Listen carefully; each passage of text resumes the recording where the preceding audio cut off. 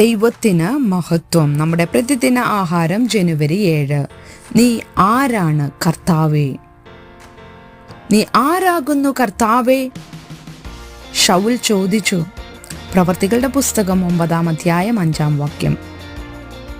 Luis Rodriguez cocaine വിറ്റതിന് തൻ്റെ 16-ാം വയസ്സിൽ ജയിലിൽ കിടന്നിട്ടുണ്ട്. എന്നാൽ ഇപ്പോൾ കൊലപാതക ശ്രമത്തിന് അറസ്റ്റിലായി. ജീവപര്യന്തത്തിന് ശിക്ഷിക്കപ്പെട്ട് അയാൾ വീണ്ടും ജയിലിലായി. എന്നാൽ ദൈവം അവൻ്റെ കുറ്റബോധ സാഹചര്യത്തിൽ അവനോട് സംസാരിച്ചു. താനൊരു കുട്ടിയായിരിക്കുമ്പോൾ അവൻ്റെ അമ്മ അവനെ പള്ളിയിലേക്ക് കൂട്ടിക്കൊണ്ടു പോയിരുന്നതിനെക്കുറിച്ച് ഇരുമ്പഴികൾക്ക് പിന്നിലിരുന്ന് അവൻ ഓർത്തു. ദൈവം അവൻ്റെ ഹൃദയത്തോട് സംസാരിക്കുന്നതായി അവന് അനുഭവപ്പെട്ടു. ലൂയിസ് ക്രമേണ തൻ്റെ പാപങ്ങൾ ദൈവത്തോട് ഏറ്റുപറയുകയും യേശുവിങ്കിലേക്ക് വരികയും ചെയ്തു. അപ്പോസ്തല പ്രവർത്തികളുടെ പുസ്തകത്തിൽ പൗലോസ് എന്നു പേരുള്ള ശൗൽ എന്ന തീഷ്ണതയുള്ള ഒരു യഹൂദനെ നാം കണ്ടുമുട്ടുന്നു. യേശുവിലുള്ള വിശ്വാസികൾക്ക് നേരെയുള്ള കടുത്ത ആക്രമണത്തിൽ അവൻ കുറ്റക്കാരനാണ്. അവൻ്റെ ഹൃദയത്തിൽ കൊലപാതകമുണ്ടായിരുന്നു. ശൗൽ ഒരുതരം ഗുണ്ടാ നേതാവായിരുന്നുവെന്നും സ്തേഫാനോസിനെ വധിച്ച ആൾക്കൂട്ടത്തിന്റെ ഭാഗമാണെന്നും തെളിവുകളുണ്ട്.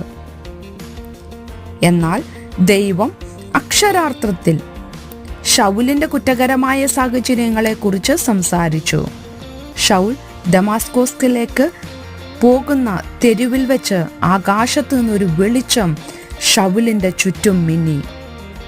യേശു അവനോട്, നീ എന്നെ ഉപദ്രവിക്കുന്നതെന്ത് എന്ന് ചോദിച്ചു. നീ ആരാകുന്നു കർത്താവേ എന്ന് ശൗൽ ചോദിച്ചതിന് അവനോട്, നീ ഉപദ്രവിക്കുന്ന യേശുവാകുന്നു ഞാൻ എന്ന് അവൻ പറഞ്ഞു.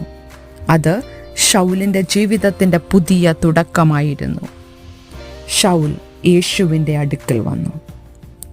സമയമെടുത്തെങ്കിലും ലൂയിസ് ഒടുവിൽ പരോൾ ലഭിച്ചു. അതിനുശേഷം അദ്ദേഹം ദൈവത്തെ സേവിച്ചു. യുഎസിലും മധ്യ അമേരിക്കയിലും ജയിൽ ശുശ്രൂഷയ്ക്കായി തൻ്റെ ജീവിതം സമർപ്പിച്ചു. നമ്മിൽ ഏറ്റവും മോശമായവരെ വീണ്ടെടുക്കുന്നതിൽ ദൈവം പ്രത്യേകം ശ്രദ്ധിക്കുന്നു.